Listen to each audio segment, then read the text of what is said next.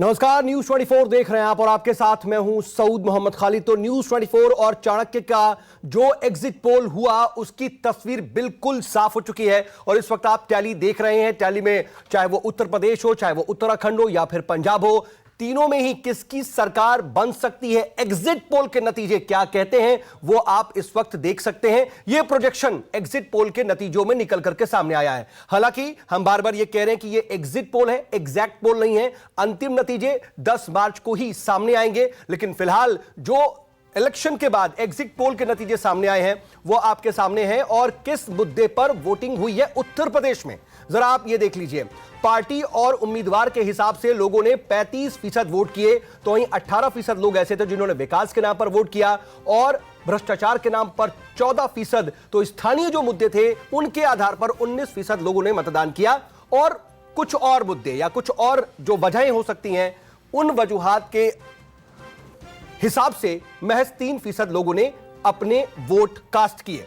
तो ये उत्तर प्रदेश में किस आधार पर वोट लोगों ने किया वो हम आपको बता रहे हैं। लेकिन उत्तर प्रदेश में देखिए, एक अहम सवाल हमने जो पूछा था कि क्या आप राज्य में सरकार बदलना चाहते हैं, तो देखिए क्या सामने आया था। यहां पर स्थिति बिल्कुल अलग नजर आ रही थी और नतीजों में जो अंतिम सीट प्रोजेक्शन है उसमें नतीजा अलग नजर आ रहा था।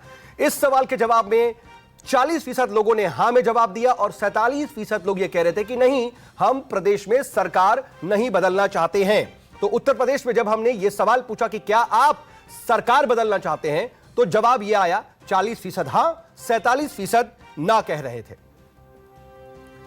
तो न्यूज 24 टुडेज चाणक्य के जो सवाल थे वो भी हम आपको एक एक करके जल्दी जल्दी दिखा रहे हैं। और आप ये देखिए, ये बहुत अहम और उत्तर प्रदेश के हिसाब से सबसे अहम टैली इस वक्त आप देख रहे हैं कि चुनाव में आखिर किस जातियों का रुझान किसकी तरफ था, कौन सी जातियां किस पार्टी की तरफ थीं। तो ये आप देख रहे हैं और आप उसको देख करके अंदाजा लगाइए कि क्या स्थिति थी। बीजेपी, सपा और बसपा को किस जाति का साथ मिला। 65% ब्राह्मण जो है वो बीजेपी के साथ, राजपूत 71%, जाटव 34%, एससी 45%, मुस्लिम महज 8%, यादव 19% और ओबीसी 64%। यह बीजेपी को वोट देने वाली जातियों का प्रतिशत है। लेकिन अब सपा पे जल्दी से आ जाइए। सपा में अगर वोट प्रतिशत जातियों के आधार पर देखें तो ब्राह्मणों ने 16%, राजपूत ने 11%, जाटव ने 10%, एससी ने 21%, मुस्लिम्स ने 76%, यादवों ने 73% और ओबीसी ने 23% वोट दिए। और वहीं जल्दी से बसपा का अगर देखें तो बसपा में 9% ब्राह्मणों ने वोट दिया बसपा को, राजपूत 4%, जाटव 47%, एससी 28%, मुस्लिम 7%, यादव 4% और ओबीसी 6%। तो इन जातियों का इन पार्टियों को वोट मिला। और कौन सी जातियां किस पार्टी के साथ जाति दिखाई दे रही हैं, एग्जिट पोल के नतीजे ये तस्वीर सामने रख रहे हैं उत्तर प्रदेश में।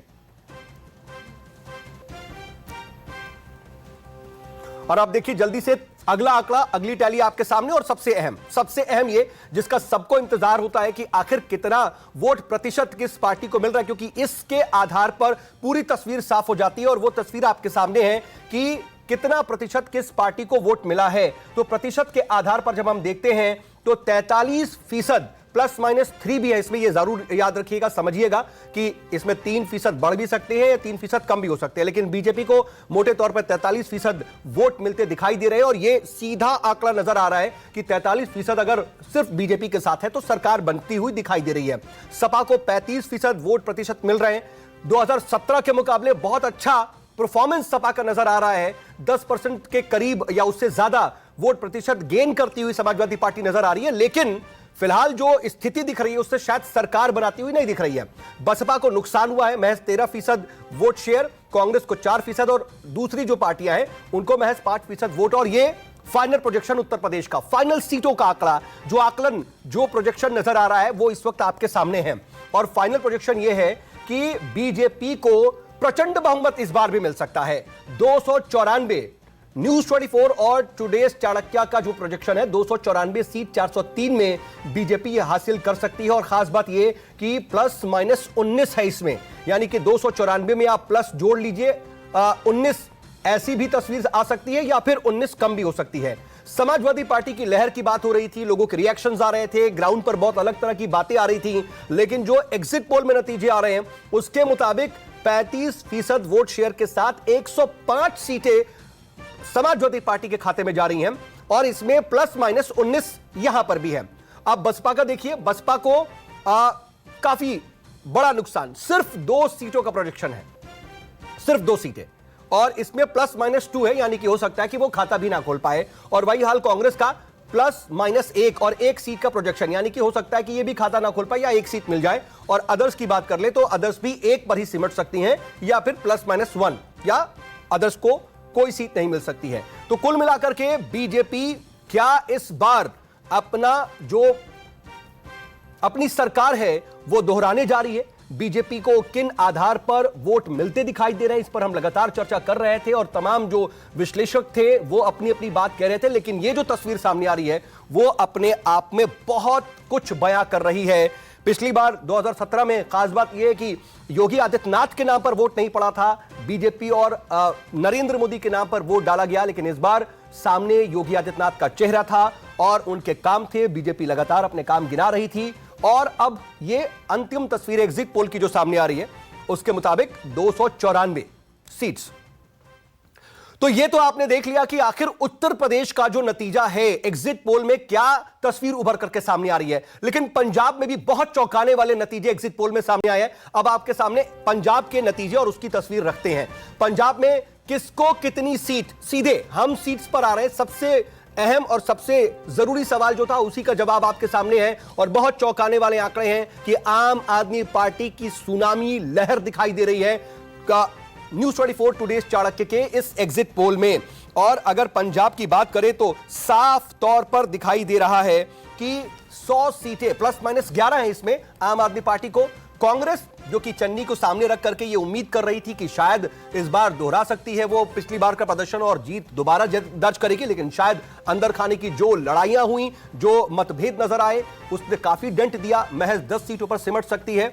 और वहीं शिरोमणि अकाली दल और उसका गठबंधन महज 6 सीटों पर और बीजेपी प्लस जो कि कैप्टन के साथ है वो महज 1 सीट पर और अदर्स को कोई भी सीट मिलती दिखाई नहीं दे रही है।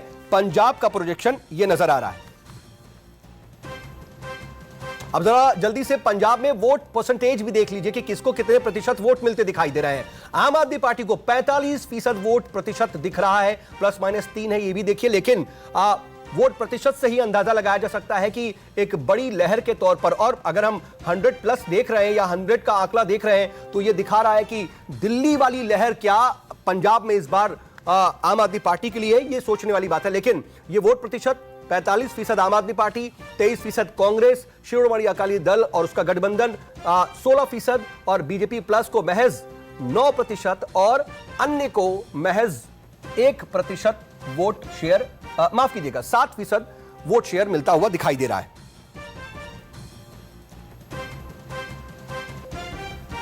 और ये देखिए ये जातियों का भी आंकड़ा, और पंजाब में ये कहा जाता है कि बहुत ज्यादा इसका फैक्टर बहुत नहीं रहता है, लेकिन फिर भी जातियों के आधार पर किसको कितना वोट प्रतिशत पहुंचा है वो आप इस वक्त देख रहे हैं। और खास बात यह है कि कांग्रेस को जो अगड़ी जातियां हैं उनके 23% वोट मिल रहे हैं और जाटव के जाट जो सिख हैं, जाट सिख के 17% और मजहबी सिख के 22%, एससी के 27% और ओबीसी के 24% ये कांग्रेस को मिलते दिखाई दे रहा है। लेकिन शिरोमणि अकाली दल प्लस को क्या मिल रहा है? अगड़ों का 12%, जाट सिख के 25%, मजहबी सिख के 16%, एससी के 11% और अदर्स के ओबीसी के 14% वोट मिलते दिखाई दे रहे हैं। आम आदमी पार्टी सबसे ज्यादा वोट प्रतिशत मिल रहा था, उसको देख लीजिए। जो अगड़े हैं उन्होंने खुलकर के वोट किया, 37% उनका।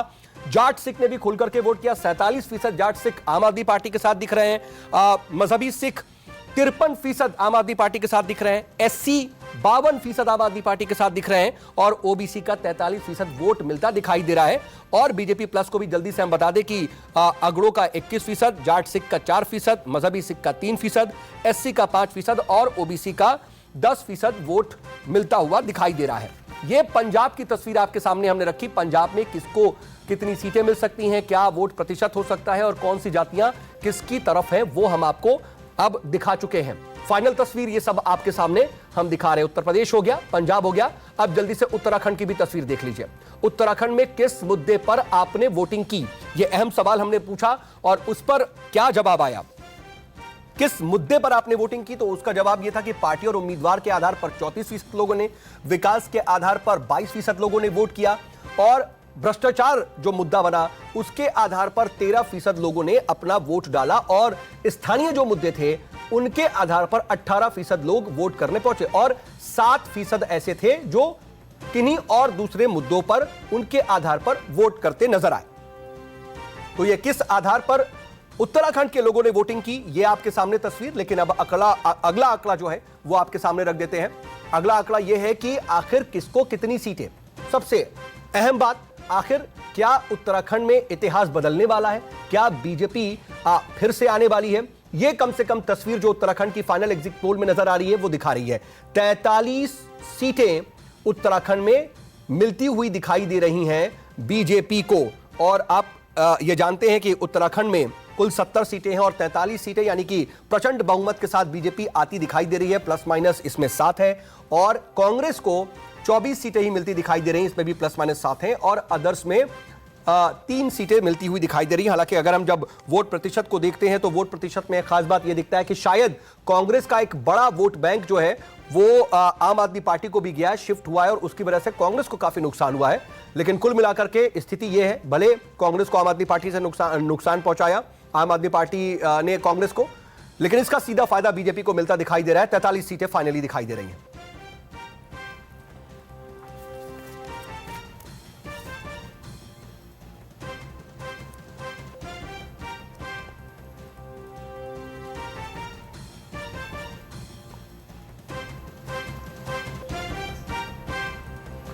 तो ये आपको हमने तीनों स्टेट्स की स्थितियां बता दी कि आखिर कहां पर किसकी सरकार बनती हुई दिखाई दे रही है और इस वक्त हम जरा इस पर बातचीत करेंगे और मेरे साथ इस वक्त 3 खास मेहमान जुड़ चुके हैं, उनसे हम जरा इस पूरी तस्वीर पर बातचीत करेंगे एक एक करके। और हम देखिए सबसे पहले उत्तर प्रदेश की बात कर रहे थे और सबसे बड़ा राज्य पूरे देश का, सबकी निगाहें उत्तर प्रदेश पर टिकी हुई थी, तो हम जरा उत्तर प्रदेश के बारे में ही खास तौर पर बात करेंगे। और हमारे साथ मनीष जी जुड़ चुके हैं बीजेपी से, बीजेपी के प्रवक्ता है। मनीष जी आपका बहुत स्वागत। शशांक जी मेरे साथ समाजवादी पार्टी से जुड़ चुके हैं, शशांक जी आपका भी बहुत स्वागत। और फैजल साहब बीएसपी से मेरे साथ जुड़ चुके हैं, फैजल साहब आपका भी बहुत बहुत स्वागत। और मनीष जी सबसे पहले मैं आपके ही पास आ रहा हूं क्योंकि एग्जिट पोल जो नजर आ रहा है, फाइनल तस्वीर खास तौर पर न्यूज 24 और चाणक्य की, टुडेज चाणक्य की जो तस्वीर सामने आई है, कम से कम आपको फिलहाल खुश होने का मौका मिल रहा है। और बाकी अगर एग्जिट पोल्स की भी बात करें तो वहां पर भी कुछ यही तस्वीर दिख रही है।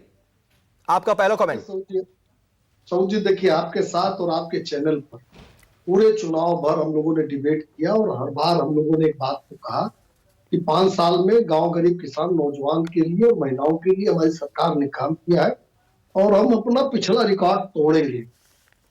गाजीपुर से गाजियाबाद तक जो कानून का शासन, गरीब कल्याण का जो मिशन चलाया, निर्बाध भेदभाव रहित बिजली प्रदान की, एक्सप्रेस वे से ले गांव तक सड़कों का निर्माण किया, बुंदेलखंड में पेयजल, तो वहीं पूर्वांचल में जो जापानी बुखार पर प्रभावी नियंत्रण किया, वैश्विक महामारी कोरोना में जिस तरीके से उत्तर प्रदेश ने परफॉर्म किया और फ्री टीकाकरण किया, तो सबका साथ, सबका विकास और सबका विश्वास और सबका प्रयास जो हमारा मूल मंत्र है, उसके आधार पर जनता हमको वोट देगी, हम लोग कहते थे। आज एग्जिट पोल उसको सामने रख रहा है।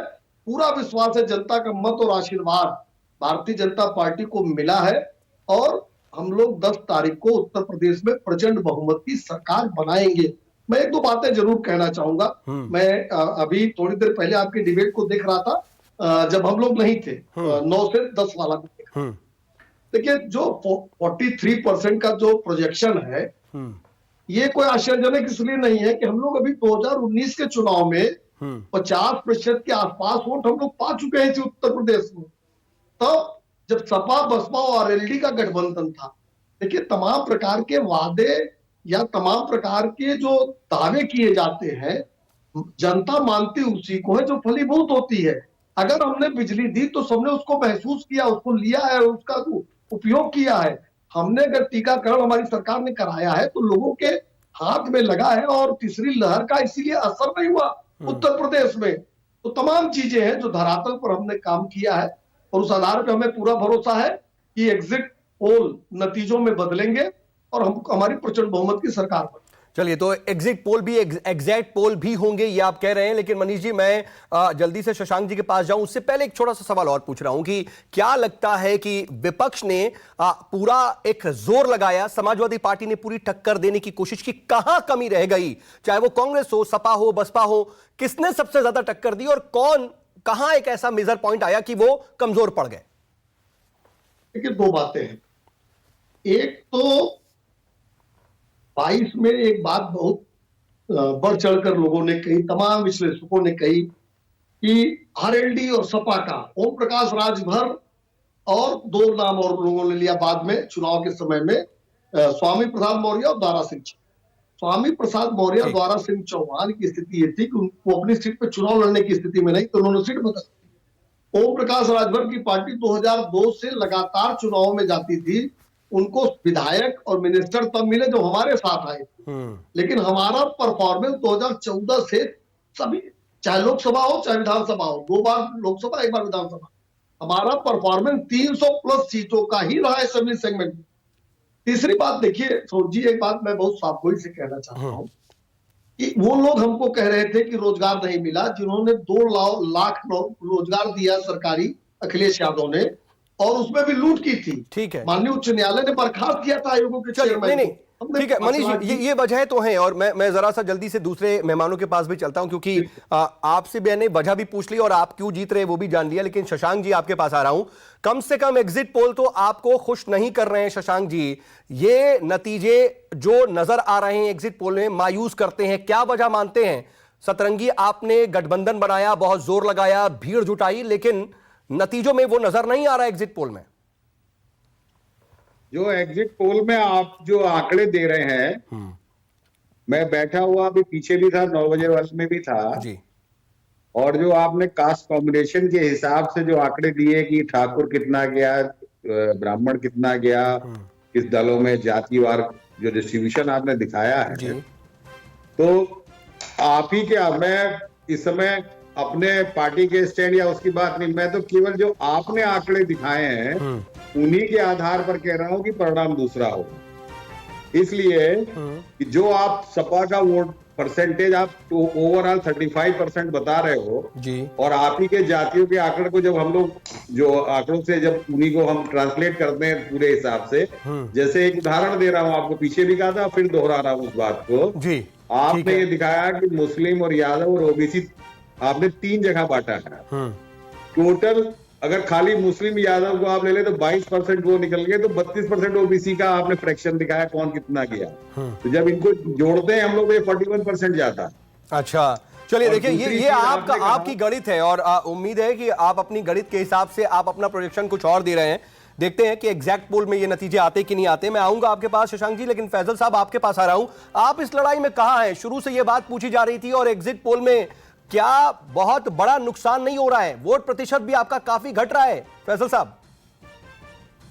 देखिए, जैसा कि हम लोगों ने पहले भी कहा है, we don't believe in exit poll. हम ये एग्जिट पोल पे कभी यकीन ही नहीं रखते हैं, कभी नहीं रखे हैं। और दूसरी चीज आप ये देखेंगे कि एग्जिट पोल चाहे वो बिहार का रहा हो, बंगाल का रहा हो, कभी कामयाब नहीं रहा है, चाहे दिल्ली का रहा हो, हमेशा से आपने देखा। और मैं इस बात से बहुत जिम्मेदारी के साथ कहना चाहता हूं कि इस बार तो उत्तर प्रदेश की जनता इस बात को कह रही, जो आप दिखा रहे हैं आप बहुत कम दिखा रहे हैं। ये था कि मीडिया बीजेपी के साथ इस बार मिलके इस बार 350 दिखाएगी, तो बहुत शुक्र है आपका कि आपने कम दिखा के 300 पे लेके आए उसको 294, इसलिए कि 2 दिन आपका हक बनता भी है। अच्छा, मीडिया का पूरा हक बनता है मनीष जी को 2 दिन और आप वही है ना। अब अगर हम आपकी तरफ, अगर ये प्रोजेक्शन आपके पक्ष में होते तो फिर आप ये बात नहीं कहते। मैं वो बात मनीष जी से एक्सपेक्ट करता कि मनीष जी कुछ और कहते।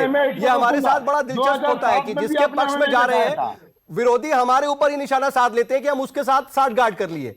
ये बड़ा सही ट्रेंड है। लेकिन फैसल साहब, आप अगर एग्जिट पोल पर यकीन नहीं करते हैं तो आप डिबेट में तो एग्जिट पोल पर ही रिएक्ट करने के लिए है ना। कुछ तो बिलीव होगा, तभी तो आप जवाब दे रहे हैं। नहीं, मैं ये बताने के लिए आपके डिबेट में हूं कि इस एग्जिट पोल से जनता बिल्कुल ना घबराए। अच्छा, जनता जो तो आप जनता से कुछ कह ही नहीं रहे, दिखा रहा है। 10 मार्च को रिजल्ट आएगा तब पता चलेगा कि असली क्या बात थी जो भारतीय जनता पार्टी और मीडिया नहीं बता पा रही थी। चलिए ठीक है, मनीष जी, शशांक जी और फैसल साहब, आप तीनों हमारे साथ जुड़े इसके लिए बहुत शुक्रिया। अब ये एग्जिट पोल है, अभी कोई खुश है कोई नाखुश है, क्योंकि ये एग्जिट पोल है, उसके पास मौका है ये कहने का कि हम इस पर यकीन नहीं करते, एग्जैक्ट पोल हमारे हिसाब से होंगे। लेकिन अब नजर 10 तारीख पर ही सबकी है कि एग्जैक्ट पोल क्या आते हैं। लेकिन फिलहाल जो तस्वीर सामने आ रही है वो हमने आपके सामने रखी। नमस्कार, मैं हूं मानक गुप्ता। अगर आपको हमारा ये वीडियो पसंद आया हो तो इसे लाइक और शेयर जरूर करें, और हां, हमें सब्सक्राइब और फॉलो करना ना भूलें ताकि आप देश और दुनिया की कोई खबर मिस ना करें। तो जुड़े रहिए हमारे साथ और देखते रहिए न्यूज़ 24।